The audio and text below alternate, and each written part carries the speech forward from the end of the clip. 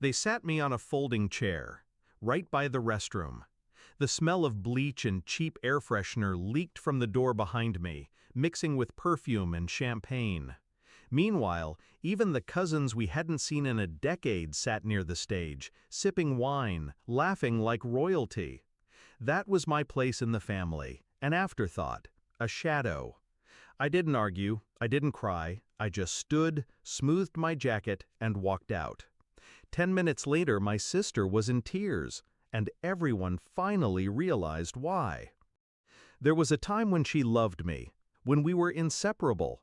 We used to sneak cookies from the kitchen at midnight, whisper secrets no one else knew. She'd grip my hand when thunderstorms rattled the windows. I believed her when she swore we'd always be on the same side. But promises rot fast in this family. As we grew older, she learned quickly what earned praise: smiles, charm, obedience. I was the opposite, quiet, stubborn, unwilling to play puppet. Slowly, she became the golden child. I became the cautionary tale. Still, when she called me months ago, begging me to stand by her on her big day, I said yes. Foolish, hopeful. I thought maybe she meant it. It wasn't just the chair. It was the look in her eyes when I arrived. Relief, not joy. Like ticking a box. It was the way her new in-laws whispered about me, clearly fed stories by her. It was the seating chart, handwritten by her, and my name scratched at the bottom, next to the bathroom. Humiliation disguised as hospitality. I realized then, she didn't invite me to honor me. She invited me to control me, to display me like a zoo animal, close enough for pity, far enough not to matter. That's when something in me shifted. I didn't storm out in rage. No, rage is sloppy. I slipped out in silence, calm, composed, because I wasn't walking away empty-handed. What my sister never knew was that her perfect wedding, every vendor, every invoice, every fragile detail had passed through me. Months ago, when she asked me to handle the boring logistics, I did. Contracts, payments, backup files. Everything ran through my email, my passwords, my accounts. She thought it was servitude. She didn't realize it was leverage.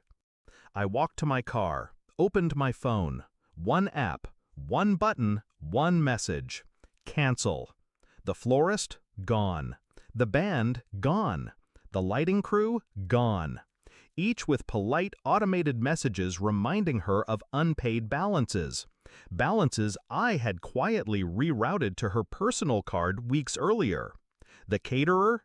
They were already setting up when they received the stop order. They packed their dishes and drove off. And the cake, God, the cake! A towering 5-tier monument of sugar. Hours before delivery, I instructed them to hold it until final payment cleared. It never would. By the time I slipped back into the hall, the ripple had started. I returned to find whispers replacing laughter, plates half empty, wine glasses clinking nervously, the music faltering. Then, her scream. She stood in the center of the hall, veil trembling, mascara streaking.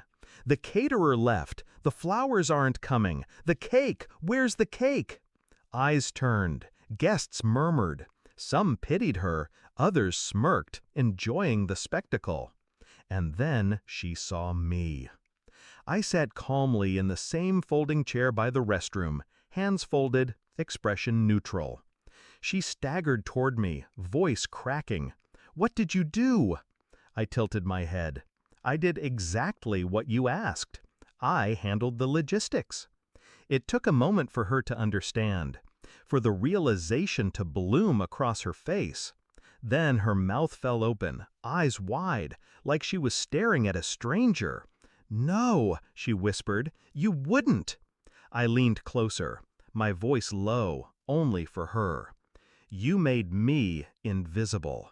Tonight, I made you unforgettable." By midnight, the wedding was rubble. No flowers, no music, Guests left hungry, gossiping louder than the DJ ever could. Her perfect fairy tale ended in whispers and pity. Photos of her breakdown circled the family chat before she even changed out of the dress. And me? I drove home in silence, windows down, air cold and clean. For the first time, I didn't feel small, or forgotten, or pushed aside. I felt seen. Because humiliation cuts both ways.